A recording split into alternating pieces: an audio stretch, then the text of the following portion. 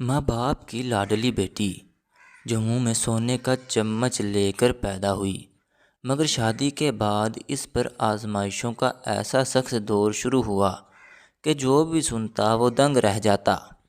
یہ آزمائشوں کا سلسلہ اس کی زندگی میں کب شروع ہوا اور کب ختم ہوا، اس نے کیا پایا اور کیا کھویا۔ میرا نام کلثوم ہے، میرے ابا کا نام مزمل حسین ہے اور اماں کا نام روبینہ بی بی تھا۔ اماں ابا کی شادی کو 10 سال گزر چکے تھے اور وہ اولاد کی نعمت سے محروم تھے۔ پھر 10 سال بعد بڑی منتوں، مرادوں اور دعاؤں کے بعد اللہ تعالیٰ نے میری شکل میں ان کو گود میں رحمت ڈال دی۔ میں اکلوتی اولاد تھی جو شادی کے 10 سال بعد پیدا ہوئی۔ اماں تو مجھ پر جان دیتی تھی۔ جیسے جیسے ہوش سنبھالا اور زندگی میں آگے بڑھی، مجھے احساس ہوا کہ میں شہزادی جیسی زندگی گزار رہی ہوں۔ جب عمر 8-10 سال کی ہوئی تو ابا نے گھر میں ایک نوکرانی رکھ لی۔ ویسے تو کئی نوکر چاکر تھے، مگر یہ نوکرانی صرف میرے لیے تھی۔ اس کی عمر 15-16 برس تھی اور وہ ہر وقت میرے ساتھ رہتی تھی۔ میرا ہر کام اس کے ذمے تھا۔ ابا نے اس نوکرانی شمائلہ کو پابند کر رکھا تھا کہ کلثوم کو رونے نہ دینا۔ شمائلہ میرا ہر کام کرتی، کپڑے جوتے، کھانا، چائے پانی، اندر باہر آنا جانا، ہر جگہ وہ میرے ساتھ ساتھ سائے کی طرح رہتی۔ اس طرح میں بچپن سے لڑکپن اور پھر جوانی کی دہلیز پر پہنچ گئی۔ میرا تعلق سندھ سے تھا اور گاؤں میں رہائش تھی، جہاں جلدی شادی کرنے کا رواج تھا۔ میں نے 10ویں جماعت کے امتحان دیے ہی تھے کہ میرے لیے ایک رشتہ آیا۔ رشتہ بہت اچھا تھا، یہ لوگ شہر میں رہتے تھے اور لڑکے نے مقابلے کا امتحان پاس کر رکھا تھا۔ بڑی سرکاری پوسٹ پر اعلیٰ عہدیدار تھا۔ یہ اس زمانے کی بات ہے جب سائیکل اور موٹر سائیکل بھی کھال کھال ہوتے تھے، مگر میرے والد اور سسرال کے پاس گاڑیاں عام تھیں۔ میرے ماں باپ کو یہ رشتہ بہت پسند آیا کیونکہ یہ والد کے جاننے والے تھے۔ لڑکا عاصم اپنے والدین کی 3 اولادوں میں دوسرے نمبر پر تھا۔ اماں ابا خوش تھے، لڑکے کو دیکھ لیا گیا۔ منگنی ہوئی اور شادی کی تاریخ بھی رکھ دی گئی، مگر میں اداس تھی، پڑھنا چاہتی تھی، ڈاکٹر بننے کے خواب دیکھے تھے۔ ابا نے تسلی دی کہ سسرال والے تعلیم جاری رکھنے دیں گے، تم شادی کے بعد بھی پڑھنا، جو بننا چاہو وہ بننا۔ خیر شادی کا دن آ گیا۔ میری شادی گاؤں بھر میں یادگار تھی۔ شادی سے 1 ماہ پہلے ابا نے ڈھولک رکھوا دی۔ روز کھانا پکتا اور عورتوں کھا کر جاتی۔ پورے گاؤں میں چرچا تھا۔ شادی کے دن بارات کا شاندار استقبال ہوا۔ پنڈال میں بستر لگے، رات قیام ہوا، صبح ناشتے کا انتظام کیا گیا، نکاح ہوا، کھانا کھایا گیا اور پھر بارات رخصت ہوئی۔ رخصتی کے وقت میرا دل ڈوب رہا تھا، ابا کو چھوڑنے کا خیال روح کھینچ رہا تھا۔ پورا گاؤں رو رہا تھا، میں بار بار پلٹ کر ابا کے گلے لگتی اور ہچکچیاں لے کر روتی۔ اماں ابا سمجھاتے اور واپس بھیجتے، مگر میں پھر لوٹ آتی، یہاں تک کہ میرا دولہا بھی رونے لگ گیا۔ رخصتی ہوئی اور میں سسرال کے ساتھ شہر آ گئی۔ یہ گھر بہت بڑا اور خوبصورت بنگلہ تھا۔ کئی گاڑیاں کھڑی تھیں، مگر یہ سب کچھ والدین کے گھر پہلے دیکھ چکی تھی، اسی لیے دل نہیں لگ رہا تھا۔ بار بار والدین یاد آتے، یہی سوچ کے کہ وہ اکیلے ہیں مجھے بے چین کرتے۔ دل نہ شادی کی خوشی میں لگا، نہ نئی چیزوں میں، نہ شوہر کے کمرے میں آنے کے خیال میں۔ شوہر کمرے میں داخل ہوئے، بڑے افسر اور پڑھے لکھے تھے۔ ادب سے سلام کیا اور میرے پاس بیٹھے۔ جیسے ہی ہاتھ تھاما میں پھر رونے لگی۔ وہ مسکرائے تو میں نے کہا کہ میں رو رہی ہوں اور آپ ہنس رہے ہیں۔ انہوں نے پیار سے سمجھایا کہ یہ قدرت کا قانون ہے، بیٹیاں بیاہی جاتی ہیں۔ وعدہ کیا کہ جب کہوں گی والدین کے پاس لے جاؤں گا۔ کہا کہ میں گھر پر نہ ہوں یا ہوں، تم جب چاہو والدین سے ملنے چلی جانا، گاڑی اور ڈرائیور موجود ہیں۔ ان کے نرم انداز اور تسلی نے میرا دل مطمئن کر دیا اور یوں میری شادی شدہ زندگی کا آغاز ہو گیا۔ وہ شادی جس کی شروعات اداسی سے ہوئی تھی، چند دن میں میرے لیے دھنگ کے رنگوں جیسی ہو گئی۔ میں خوش تھی، سسرال والے بہت اچھے تھے، ساس ماں کی طرح پیار کرتی اور شوہر کو محبت کی تو کوئی مثال نہیں تھی۔ وہ بہت اچھے انسان تھے، سرکاری عہدیدار تھے اور بڑے پیمانے پر میل جول رکھتے تھے، جبکہ میرے والد گاؤں کے چودھری اور نمبردار تھے۔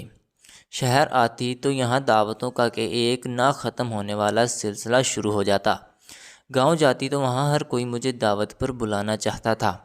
میرے خاندان والے، محلے دار، گاؤں والے، ابا کے جاننے والے، اماں کی پہچان والے، ہر ایک نے دعوت رکھ چھوڑی تھی۔ شادی کو 2 مہینے گزر چکے تھے، مگر میں اور میرے شوہر ہر روز کسی نہ کسی دعوت پر جایا کرتے تھے۔ روزانہ اٹھنا، نیا جوڑا پہننا، میچنگ چیزیں تیار کرنا اور شام کو کسی نہ کسی کے گھر جانا، مجھے یہ سب بڑا ہی اچھا لگ رہا تھا۔ لیکن پھر 2 ماہ گزرے ہی تھے کہ زندگی نے ایسا پلٹا کھایا، ایسے قدموں تلے سے زمین کھینچی کہ یقین ہی نہیں آ رہا تھا۔ اتنے سال گزر جانے کے باوجود اب بھی بے یقینی کی کیفیت ہے کہ میرے ساتھ واقعی یہ سب کچھ ہو چکا ہے۔ ایک ہفتہ اماں ابا کے پاس رکی، وہاں بھی پورے ہفتے دعوتوں میں گزر گیا۔ پھر ہم دونوں شہر واپس آ گئے۔ ابھی شہر آ ہی رہے تھے کہ راستے میں شوہر کو ایک کے بعد فون آنے لگے کہ کل ہمارے گھر آنا، پرسوں ہمارے آنا۔ شہر پہنچ کر رات آرام کیا۔ اگلے دن میرے شوہر کے ایک بہت ہی گہرے دوست کے ہاں دعوت تھی۔ ہم دونوں میاں بیوی شام کے وقت وہاں جانے کے لیے تیار ہو چکے تھے۔ گھر سے نکلنے لگے تو بارش شروع ہو گئی، تیز بارش، مگر ہم نے تو گاڑی میں جانا تھا۔ چھتری لی اور نکل کر گاڑی میں بیٹھ گئے۔ سفر لمبا نہیں تھا، تقریباً آدھے گھنٹے کا تھا، لیکن ابھی 15-20 منٹ ہی گزرے تھے کہ اچانک ایک زوردار دھماکہ ہوا۔ اس وقت اپنے پرس سے چوڑیاں نکال کر پہن رہی تھی۔ دیکھ ہی نہیں پائی کہ کیا ہوا، کیوں ہوا، کیسے ہوا۔ بس ایک زوردار آواز کانوں میں گونجی۔ گاڑی کس چیز سے ٹکرائی اور پوری قوت سے ہوا میں اچھلی۔ دروازے کھلے اور آنکھوں کے سامنے ہولناک منظر تھا۔ میرے شوہر اڑ کر کہیں دور جا گرے تھے اور ان میں کافی فاصلہ پر گری ہوئی تھی۔ ہم دونوں بری طرح زخمی ہو چکے تھے، جسم اور سر سے خون بہہ رہا تھا۔ میں نے سر اٹھا کر شوہر کی طرف دیکھنے کی کوشش کی، مگر منظر دھندلا لانے لگا اور پھر میں بے ہوش ہو گئی۔ نہ جانے کتنے وقت کے بعد ہوش آیا تو خود کو ہسپتال میں پایا۔ پورا جسم پٹیوں میں جکڑا ہوا تھا، نالیاں لگی ہوئی تھیں۔ آنکھیں کھولتے ہی سب سے پہلا سوال زبان پر آیا، عاصم کہاں ہیں؟ کیا وہ ٹھیک ہیں؟ میرے پاس ساس، دیور اور ماں باپ سب کھڑے تھے۔ انہوں نے کہا، ہاں عاصم ٹھیک ہے، اسی ہسپتال کے دوسرے کمرے میں ہے۔ میں نے کہا، مجھے ان کے پاس لے چلو، مگر انہوں نے انکار کیا کہ تمہاری حالت ایسی نہیں۔ میں نے کہا، ان کو میرے پاس لے آؤ، تو جواب ملا کہ اس کی حالت بھی ایسی نہیں۔ دل تڑپ رہا تھا، وسوسے اور خوف دل و دماغ میں جکڑ رہے تھے کہ کچھ غلط ہے یا کچھ غلط ہونے والا ہے۔ بستر پر لیٹی پٹیوں میں جکڑی میں خدا سے ایک ہی دعا مانگ رہی تھی کہ یا اللہ میرے شوہر سلامت ہوں، میرا سہاگ سلامت رہے۔ تقریباً 1 مہینے تک میں اسپتال کے بستر پر پٹیوں میں جکڑی رہی۔ سارا خاندان، گھر والے ہمیشہ پاس رہے، سوائے شوہر کے۔ ہمیشہ یہی کہا جاتا رہا کہ وہ ٹھیک ہیں، وہ بھی اسی اسپتال میں ہیں، بس تمہارے پیروں پر چلنے کے قابل ہوتے ہی ملاقات ہوگی۔ آخر کار 1 ماہ بعد مجھے ڈاکٹر نے ڈسچارج کرنے کی اجازت دے دی، مگر بتایا کہ میرے شوہر کو ابھی نہیں کیا جا رہا، کیونکہ ان کی طبیعت زیادہ خراب تھی اور چوٹیں زیادہ تھیں۔ اس دن پہلی بار میں اپنے پیروں پر چل کر شوہر کے کمرے میں گئی۔ دل زور زور سے دھڑک رہا تھا۔ جیسے ہی ان کے کمرے میں داخل ہوئی، حالت دیکھ کر سانس حلق میں اٹک گئی۔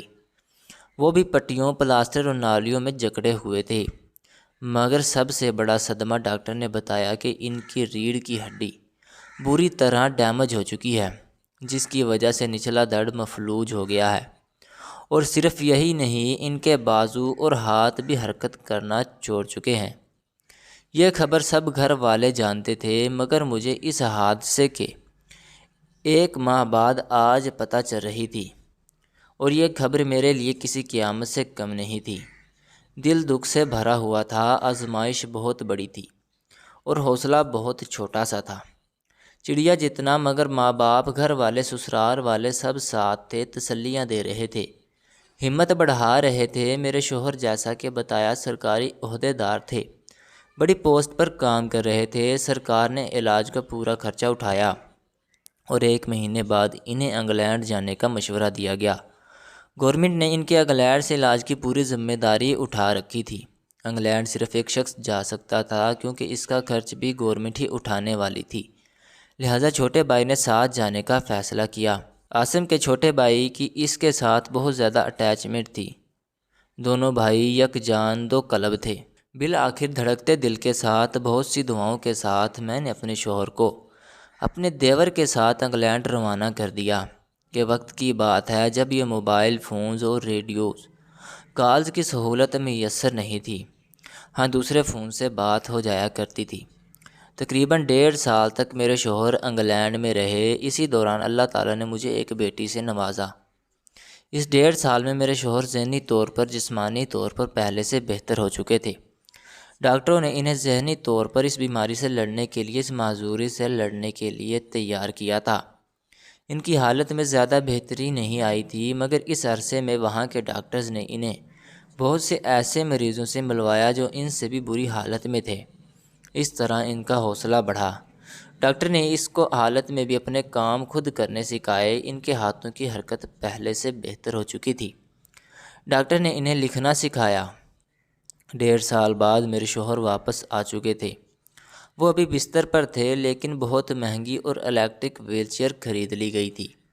جسمانی معذوری تو ابھی بھی قائم تھی، مگر وہ اب پہلے سے کافی حد تک بہتر تھے، لکھنا بھی جانتے تھے، اور اب جب واپس آئے تو گورنمنٹ نے انہیں ان کے عہدے پر دوبارہ سے تعینات کر دیا۔ 10 دن بعد ہی ان کو آفس حاضری کے لیے کہا گیا تھا۔ اس معذوری میں بھی وہ صبح گاڑی میں بیٹھتے، ڈرائیور کے ساتھ جاتے اور شام تک واپس آ جاتے۔ زندگی ایک بار پھر سے اپنے ڈگر پر روانہ ہو چکی تھی۔ وقت گزر رہا تھا، دھیرے دھیرے آگے بڑھ رہا تھا، مگر اب ایک بہت بڑی ذمہ داری میرے سر پر تھی۔ کم عمر تھی، آزمائش بڑی تھی۔ میرے شوہر واپس آ جاتے، ان کے بستر پر بٹھانا، اپنے ہاتھ سے کھانا کھلانا، پانی پلانا، حتیٰ کہ ان کا یورین کا بیگ بھی ساتھ لگا ہوا تھا۔ ان کا اس طرح کے کام، ضروری حاجات بھی خود مکمل کروانا میرے لیے بہت بڑی ذمہ داری تھی۔ اس موقع پر میرے سسرال والوں نے کھلے دل سے مجھ سے میری رائے مانگی۔ مجھ سے پوچھا، اگر تم آزادی جانا چاہتی ہو تو آزاد ہو جا سکتی ہو، اپنی زندگی کو ایک نئے سرے سے شروع کر سکتی ہو۔ ہم تمہیں ایک معذور شخص کے ساتھ باندھ کر نہیں رکھنا چاہتے۔ فیصلہ تمہارا اپنا ہے۔ اور خود میرے ماں باپ نے تو میرے سسرال والوں کے کہنے سے قبل ہی مجھ سے اس بارے میں پوچھ لیا تھا کہ تم اگر کہو تو ہم تمہاری طلاق کی بات کر لیتے ہیں، علیحدگی کی بات کر لیتے ہیں۔ تم عاصم سے علیحدگی اختیار کرنا چاہتی ہو تو ہم تمہیں روکیں گے نہیں، فیصلہ تمہارا اپنا ہے۔ یہ فیصلہ کرنا بھی میرے لیے بہت مشکل تھا۔ تب میرے ذہن میں ایک خیال آیا کہ میرے شوہر کیا کہیں گے۔ جب آسائشات تھی، خوشیاں تھیں، زندگی خوش اور مطمئن تھی، ہر طرف سکون ہی سکون تھا، تو میں ان کے ساتھ تھی۔ اور جب مشکل وقت آن پڑا، جب زندگی کی ایک آزمائش کا سامنا ہے، جب ساتھ کی ضرورت ہے، تو کیا ایسے مشکل وقت میں ان کا ساتھ چھوڑ جاؤں؟ میرا دل نہیں مان رہا تھا، ضمیر گوارا نہیں کر رہا تھا۔ یہ فیصلہ مشکل ضرور تھا، مگر میں نے عاصم کے ساتھ رہنے کا فیصلہ کیا۔ حتیٰ کہ اس حادثے کے کئی برس گزر جانے کے بعد بھی عاصم نے خود اپنے منہ سے کئی بار کہا، کئی بار نرمی، پیار اور محبت سے سمجھانے کی کوشش کی کہ دیکھو، اب ایک بوجھ ہوں، ایک ذمہ داری ہوں، میں صرف تمہارے ساتھ ہوں، تمہارا ساتھ دے نہیں سکتا، ضروریات پوری کر سکتا، حقوق ادا نہیں کر سکتا۔ تم چلی جاؤ، بیٹی کو میرے پاس چھوڑ جاؤ، میں اس کا بھرپور خیال رکھوں گا۔ تم اسے ملتی جلتی رہنا، اور تم اپنی زندگی نئے سرے سے شروع کر لو، کیونکہ تم ابھی جوان ہو، ابھی تو تمہاری زندگی شروع ہوئی ہے۔ مگر میں نے ان کی بات سنتے ہی انکار کر دیا، ان کے ہونٹوں پر ہاتھ رکھے کہ انہیں منع کر دیا کہ ایسی بات اپنے منہ سے نہ نکالیں۔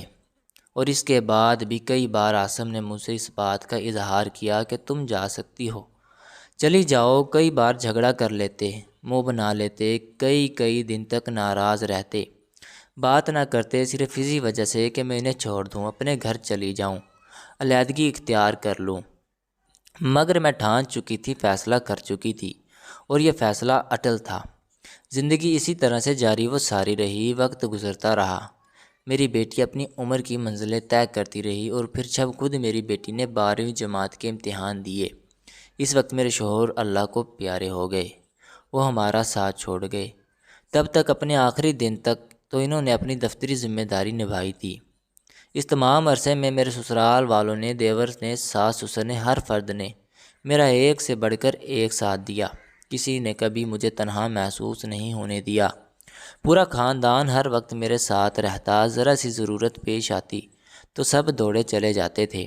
اور پھر میری بیٹی جب 12ویں جماعت میں تھی تو میرے شوہر ہار گئے۔ زندگی کی بازی، معذور جسم کی ہمت ختم ہو چکی تھی اور بالآخر موت جیت گئی۔ وہ چلے گئے، ہم دونوں ماں بیٹی کو تنہا اور اداس چھوڑ کر۔ آج اس واقعے کو کئی برس گزر چکے ہیں، آج بھی میں اپنے سسرال میں ہی ہوں۔ میری بیٹی یونیورسٹی کی تعلیم مکمل کر رہی ہے، اس کی منگنی ہو چکی ہے اور گھر میں شادی کی تیاریاں ہو رہی ہیں۔ جیسے ہی اس کی یونیورسٹی کی تعلیم ختم ہوگی تو اس کی شادی کر دی جائے گی۔ آج بھی اتنے برس گزر جانے کے بعد بھی جب کبھی اپنی پچھلی زندگی پر نظر دوڑاتی ہوں تو حیران رہ جاتی ہوں کہ ماں باپ کی وہ واحد بے حد لاڈلی تھی، منہ میں سونے کا چمچ لے کر پیدا ہوئی تھی، جس نے مجھے کوئی تکلیف اپنی زندگی میں دیکھا بھی نہیں تھا۔ اس نے شادی کے بعد تمام عمر دکھوں اور تکلیفوں میں گزار دی، مگر شاید یہی میری قسمت تھی اور میں اللہ کی رضا میں راضی ہوں۔ میرے پروردگار نے جو میرے لیے چنا وہ یقیناً بہترین تھا۔ جو رستہ اللہ کے نام پر نبھایا جائے وہ دنیا اور آخرت دونوں میں سکون کا باعث بنتا ہے۔ ناظرین، مزید اس طرح کی سبق آموز کہانیاں اور واقعات سننے کے لیے ہماری ویڈیو کو لائک کریں، شیئر کریں اور چینل کو سبسکرائب کرنا مت بھولیے گا۔ شکریہ، اللہ حافظ۔